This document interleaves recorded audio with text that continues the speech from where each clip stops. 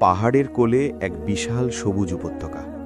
সেখানেই এক ছোট্ট কুঁড়ে ঘরে থাকত খালিদ নামের এক যুবক। খালিদ ছিল একজন রাখাল। মালিকের দেওয়া কয়েকটি ছাগল চড়িয়েই তার দিন কাটত।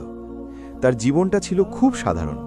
ভোরে ছাগলগুলোকে নিয়ে বেরিয়ে পড়া, দিনভর পাহাড়ের তাজা ঘাস খাওয়ানো, ঝরনার পানি পান করানো আর সন্ধ্যায় নিরাপদে ফিরিয়ে আনা, এটাই ছিল তার রুটিন।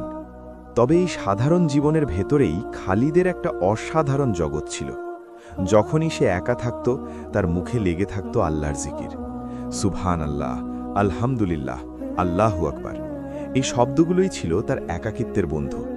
প্রকৃতির বিশালতার দিকে তাকিয়ে সে তার সৃষ্টিকর্তার মহিমা অনুভব করত। আসরের সময় হলে কোনো এক পাথরের উপর দাঁড়িয়েই সে নামাজে মগ্ন হতো।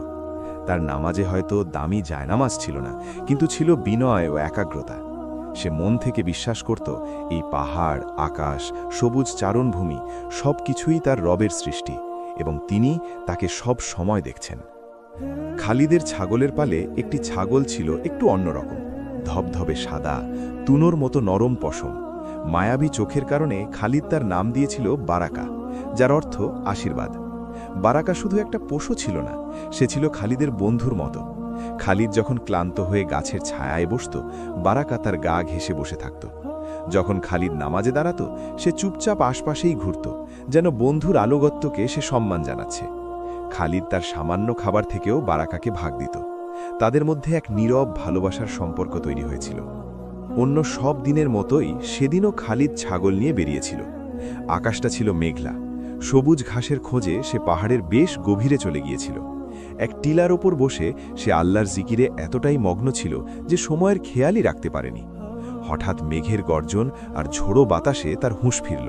সে দেখল আকাশ কালো করে বৃষ্টি নামার উপক্রম। সে তাড়াতাড়ি ছাগলগুলোকে একত্র করতে লাগল, কিন্তু গুনতে গিয়ে তার বুকটা ধড়াস করে উঠল। বারাকা কোথায় নেই। সে বারাকা বারাকা বলে চিৎকার করতে শুরু করল, কিন্তু পাহাড়ের প্রতিধ্বনি ছাড়া আর কিছুই তার কানে এলো না।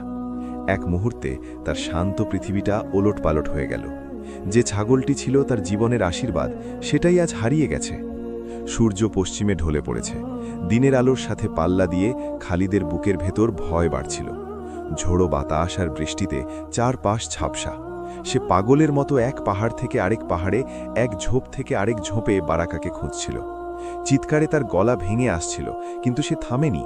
প্রতিটি পাথরের আড়ালে, প্রতিটি গাছের নিচে সে উকি দিয়ে দেখছিল যদি তার প্রিয় সঙ্গীর দেখা মেলে।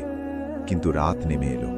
যে উপত্যকা দিনে তার কাছে স্বর্গের মতো লাগত, সেই উপত্যকাই এখন ভয়ঙ্কর লাগছিল। বন্য পশুর ডাক,